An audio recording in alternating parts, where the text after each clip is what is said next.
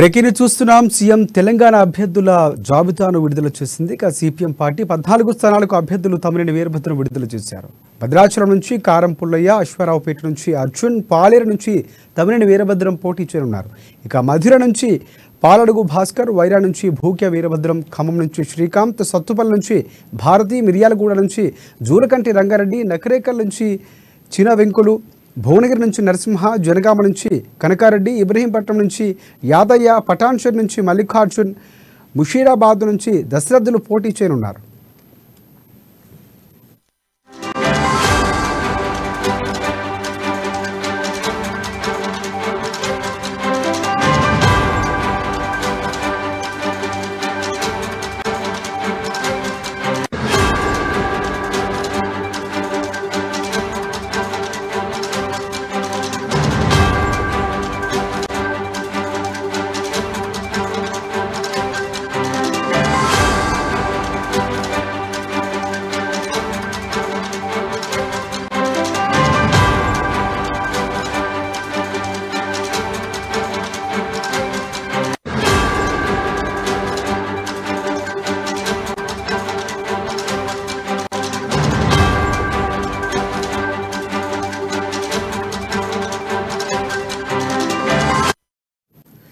Breaking చూస్తున్నాం.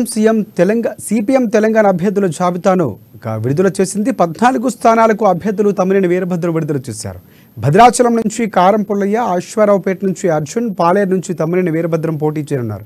ఇక మధిర నుంచి పాలడుగు భాస్కర్, వైరా నుంచి భూక్య వీరభద్రం, ఖమ్మం నుంచి శ్రీకాంత్, సత్తుపల్లి నుంచి భారతి, మిర్యాలగూడ నుంచి జూలకంటి రంగారెడ్డి, నకరేకల్ నుంచి చిన వెంకులు, భువనగిరి నుంచి నరసింహ, జనగామ నుంచి కనకారెడ్డి, ఇబ్రహీంపట్నం నుంచి యాదయ్య, పటాన్చూర్ నుంచి మల్లికార్జున్, ముషీరాబాద్ నుంచి దశరథులు పోటీ చేయనున్నారు. దీనిపై మరిన్ని అప్డేట్స్ అందించేందుకు మా ప్రతినిధి హరీష్ ఫోన్ లైన్లో సిద్ధంగా ఉన్నారు. హరీష్, చెప్పండి. Thank you Rajasekhar. అంటే కాంగ్రెస్ సిపిఐ సంబంధించి కూడా అభ్యర్థులను ప్రకటన పార్టీ కార్యదర్శి తమ్మినేని వీరభద్రం విడుదల చేసిన నేపథ్యం కావచ్చు, 14 అసెంబ్లీ సెగ్మెంట్లలో కూడా పోటీ చేసే విధంగా కూడా సిపిఐ అభ్యర్థులను ప్రకటించిన నేపథ్యం కావచ్చు. గత కొన్ని రోజులుగా కూడా కాంగ్రెస్ పార్టీకి సంబంధించి కూడా కాంగ్రెస్ పార్టీతో పొత్తు ఉంటున్నట్టుగా కూడా చర్చలు జరిగిన నేపథ్యం కావచ్చు. అంటే ముందు నుంచి కూడా సిపిఎం కి సంబంధించి 2 స్థానాలను ఆశించిన నేపథ్యం కావచ్చు. అంటే కాంగ్రెస్ పార్టీకి సంబంధించి కూడా వామపక్షాలకు సంబంధించి 2 స్థానాలు 4 స్థానాలను ఇచ్చేందుకు కూడా గతంలో సుముఖత వ్యక్తం చేసింది. నేపథ్యంలో మారుతున్న పరిణామాలకు అనుగుణంగా కూడా వాళ్ళకు అయితే గతంలో మిర్యాలగూడతో పాటు ఉమ్మడి ఖమ్మం జిల్లాకు సంబంధించి ఒక సీటు కోరిన నేపథ్యం కావచ్చు. అంటే ఆ నియోజకవర్గాలకు సంబంధించి కూడా కీలక నేతలు కాంగ్రెస్ పార్టీలోకి వచ్చిన నేపథ్యం కావచ్చు. తదుపరి పరిణామాలలో వాళ్ళకు ఒక సీటు కేటాయిస్తాం, ఎమ్మెల్సీ స్థానాన్ని ఇస్తా అన్నట్టు కూడా కాంగ్రెస్ పార్టీ ప్రతిపాదనలు పంపించింది. ఇక్కడ ముఖ్య నేతలు ఏదైతే సిఎల్పి నేత బట్టి విక్రమార్క కావచ్చు, వాళ్ళతో సంప్రదింపులు జరిపిన నేపథ్యం కావచ్చు. ఇక్కడ జానారెడ్డి కూడా వాళ్ళతో సంప్రదింపులు జరిపిన నేపథ్యం కావచ్చు.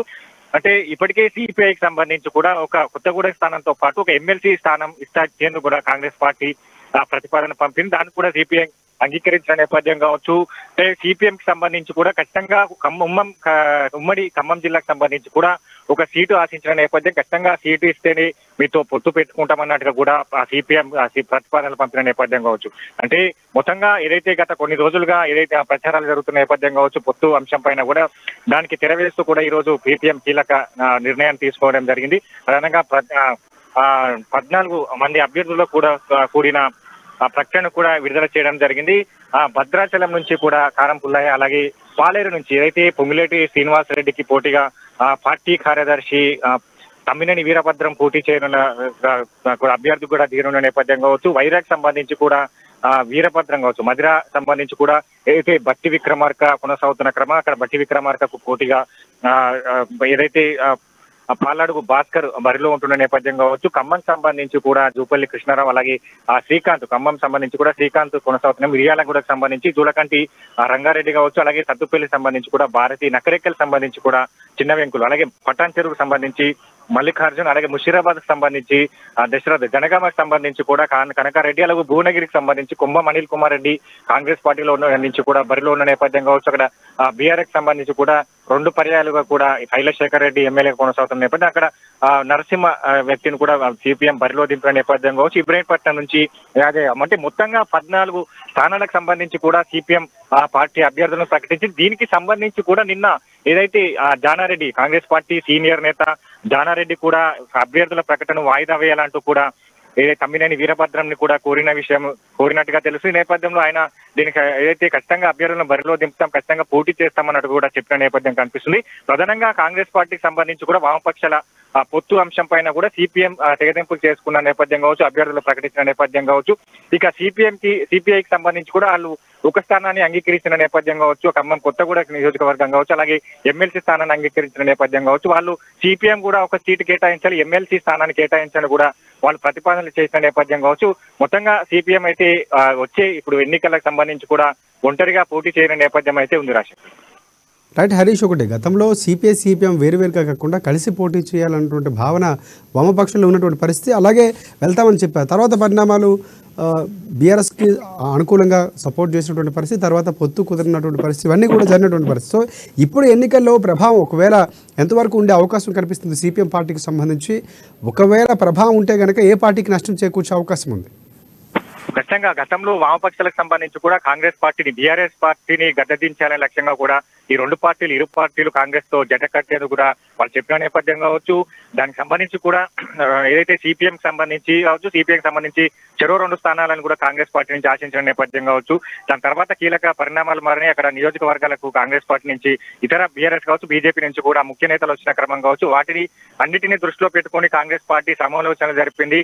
ఆ నియోజకవర్గాలకు సంబంధించి కూడా పూర్తిగా పట్టున్న అభ్యర్థిని బరిలో దించే విధంగా కూడా సిద్ధం చేసిన నేపథ్యం కావచ్చు. దాంట్లో భాగంగానే ఒక స్థానాన్ని ఇస్తాం లేదా ఎమ్మెల్సీ స్థానం ఇస్తా కూడా చెప్పిన నేపథ్యం కావచ్చు. ఒక స్థానంతో పాటు 2 ఎమ్మెల్సీ స్థానాలు ఇస్తానని కూడా ప్రతిపాదనలు పంపిన నేపథ్యంలో ఇక్కడ సిపిఐ దానికి అంగీకరించింది. ముందు నుంచి కూడా సిపిఐ ఖచ్చితంగా కాంగ్రెస్ పార్టీతోనే వెళ్ళాలి, ఆ కాంగ్రెస్ పార్టీతోనే బీఆర్ఎస్ ప్రభుత్వాన్ని గద్దెదించేందుకే కాంగ్రెస్ పార్టీ ముందుకెళ్తున్న నేపథ్యంలో అందరూ కలిసి వెళ్తామని కూడా చెప్పిన నేపథ్యం కావచ్చు. మొన్న ఏదైతే సిపిఐకి సంబంధించిన కూడా రేవంత్ రెడ్డితో భేటీ జరిగింది, ఆ భేటీలో కూడా సిపిఎం కు కూడా ఇలాంటి ప్రతిపాదనలు పంపాలి, సిపిఎం కూడా ఒక సీట్ ఇవ్వాలనేది కూడా ప్రతిపాదనలు పంపారు. దానిపైన కూడా కాంగ్రెస్ నేతలు ముఖ్య నేతలంతా కూడా వాళ్ళతో చర్చించిన క్రమం ఉన్నది.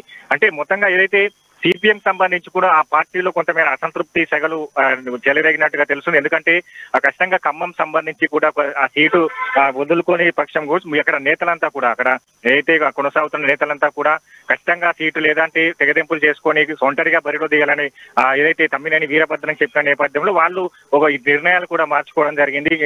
ఏదైతే తిరుగుబాటు పార్టీకి సంబంధించి కూడా అక్కడ నేతలు కావచ్చు, కార్యకర్తలు కావచ్చు కొంతమేర అసంతృప్తి సెగలే నేపథ్యంలో అక్కడ ఏదైతే తాము పార్టీ మారుతాం లేదా ఖచ్చితంగా ఖమ్మం సంబంధించి ఉమ్మడి ఖమ్మం జిల్లాలకు సంబంధించి కూడా పోటీ ఉండాలి, లేదంటే తాము పార్టీ వీడతామన్నట్టుగా కూడా ప్రతిపాదనలు వాళ్ళు అసంతృప్తి సెగలు బయటపడిన నేపథ్యంలో ఇలాంటి నిర్ణయాలు తీసుకున్నట్టుగా తెలుస్తుంది. ప్రధానంగా కాంగ్రెస్ పార్టీకి సంబంధించి కూడా ఇప్పటికీ నిన్న అయితే జానారెడ్డి కూడా మంతనాలు జరిపారు.